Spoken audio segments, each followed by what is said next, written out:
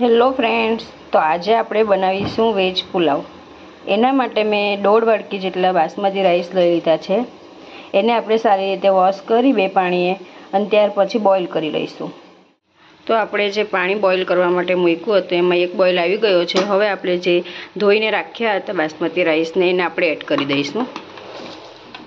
તો ફ્રેન્ડ્સ, પુલાવમાં ઉમેરવા માટે મેં વટાણા, બટેકા અને ગાજરને સમારીને લઈ લીધા છે। હવે આપણે એને એક વાસણમાં અલગથી બોઇલ કરી લઈશું। વટાણા બોઇલ કરવા માટે મેં પાણી ઉકળવા માટે મૂકી દીધું હતું। હવે આપણે એની અંદર વટાણા અને બટેકાને ઉમેરી લઈશું। તો રાઈસ બોઇલ થઈ ગયા છે અને મેં આવી રીતે એક કાણાવાળા વાસણમાં કાઢી લીધા છે। પુલાવ માટે મેં વેજીટેબલ્સ કટ કરી લીધા છે। એના માટે મેં 2 નાની ડુંગળી સમારી લીધી છે, એક કેપ્સિકમને સમારી લીધું છે, થોડું ફ્લાવર સમારી લીધું છે અને એક નાનું ટમેટું સમારી લીધું છે। અને વટાણા, બટેકા અને ગાજરને તો મેં એક બાઉલમાં ગરમ પાણીમાં બોઇલ કરી લીધા છે, જેથી એ જલ્દી વેજીટેબલ્સ તમને જે રીતે ભાવતા હોય એ રીતે વધુ ઓછા કરી શકો છો। પુલાવ બનાવવા માટે મેં કઢાઈ ગરમ થવા માટે મૂકી દીધી છે। એની અંદર આપણે 4 મોટી ચમચી જેટલું તેલ એડ કરી દઈશું।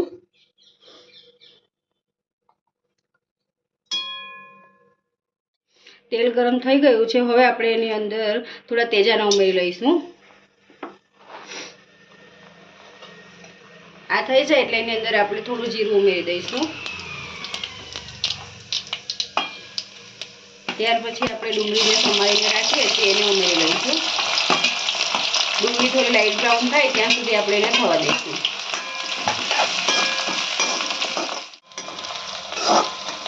સતરાઈ ગઈ છે। હવે આપણે એની અંદર કેપ્સિકમ એડ કરી દઈશું।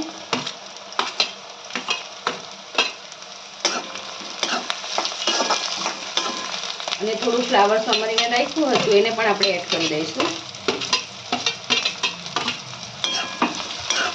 આ બધું સારી રીતે મિક્સ કરી લઈશું।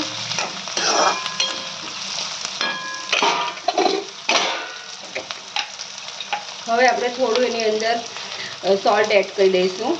સોલ્ટ આપણે એ રીતે એડ કરવાનું છે કે રાઈસને બોઇલ કર્યા હતા ત્યારે પણ આપણે થોડું સોલ્ટ એડ કર્યું હતું, એટલા માટે આપણે જે આટલું શાકભાજી છે એના પૂરતું જ આપણે સોલ્ટ એડ કરીશું।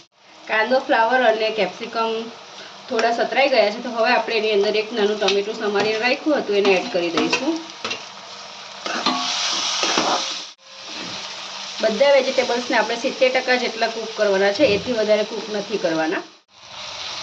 વેજીટેબલ્સ બધા કૂક થઈ ગયા છે। હવે આપણે જે વટાણા, બટેકા અને ગાજરને પણ આપણે બોઇલ કરીને રાખ્યા હતા એને આપણે એડ કરી લઈશું। વેજીટેબલ્સ બધા કૂક થઈ ગયા છે। હવે આપણે એની અંદર મસાલા કરી લઈશું। 1 મોટી ટેબલ સ્પૂન ભરીને આદુ લસણની પેસ્ટ એડ કરીશું। થોડો હળદર પાવડર એડ કરીશું। અડધી ચમચી ધાણા જીરું પાવડર એડ કરીશું। અડધી ચમચી જેટલું આપણે લાલ મરચું એડ કરીશું। અડધી ચમચી જેટલું પાઉંભાજી મસાલો એડ કરીશું અને મીઠું સ્વાદ અનુસાર ઉમેરીશું। જાય ત્યાર પછી આપણે એને સારી રીતે મિક્સ કરી લઈશું। મસાલા થોડા કૂક થાય ત્યાર પછી આપણે એની અંદર આપણે રાઈસ એડ કરી લઈશું।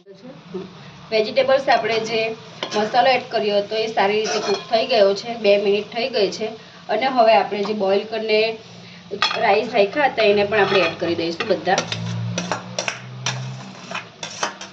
રીતે મિક્સ કરી લઈશું। તો ફ્રેન્ડ્સ, આપણો વેજીટેબલ પુલાવ બનીને તૈયાર થઈ ગયો છે। અને તમે ગરમ ગરમ રાયતા સાથે ખાઈ શકો છો, પાઉંભાજી જોડે પણ સર્વ કરી શકો છો। શિયાળામાં શાકભાજી સરસ મળે છે એટલે આ પુલાવ બનાવવાની ખૂબ જ મજા આવે છે અને ખાવાની પણ એટલી જ મજા આવે છે। તો ફ્રેન્ડ્સ, મારી આ રેસીપી તમને ગમી હોય તો મારી ચેનલને લાઇક કરો, શેર કરો અને સબસ્ક્રાઈબ કરો આવા જ નવા વિડીયો જોવા માટે। Bye, thank you for watching.